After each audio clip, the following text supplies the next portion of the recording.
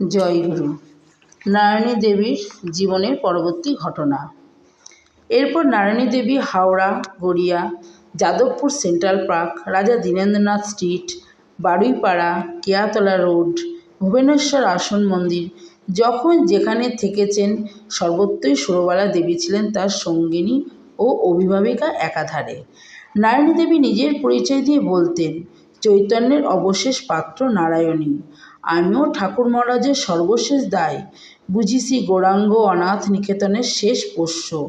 ঠাকুর মহারাজের সর্বশেষ দায়ভার তিনি অর্পণ করেছিলেন সুরবালা দেবীকে। প্রাণপণে সেই দায়িত্ব পালন করেছিলেন তিনি মায়ের মতো গভীর মমতায়, গুরুর প্রতি ঐকান্তিক নিষ্ঠায়।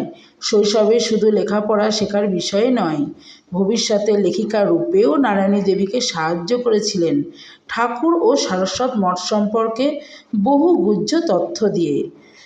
সারস্বত সমাজের বিদগ্ধা লেখিকা নারায়ণী দেবীর অনুবাদ দক্ষতা ছিল এক কথায় অবিশ্বাস্য সুন্দর। এ প্রসঙ্গে উল্লেখযোগ্য বহু পূর্বের একটি ঘটনা। 1320 সালে ঝুলন পূর্ণিমায় ঠাকুরের জন্মোৎসবের স্মারক শ্রীমৎ বরদা ব্রহ্মচারী লিখিত শ্রী শ্রী নিগমানন্দ স্তোত্রম মাত্র 17 বছর বয়সে লিখে তিনি একটি গোপনেই রেখে দিয়েছিলেন।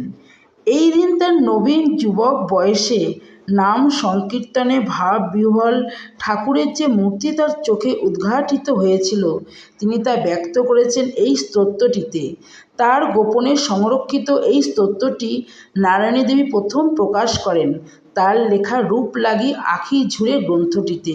সকলের অবগতির জন্য শ্রী শ্রী নিগমানন্দম স্তোত্রম এর প্রথম স্তবক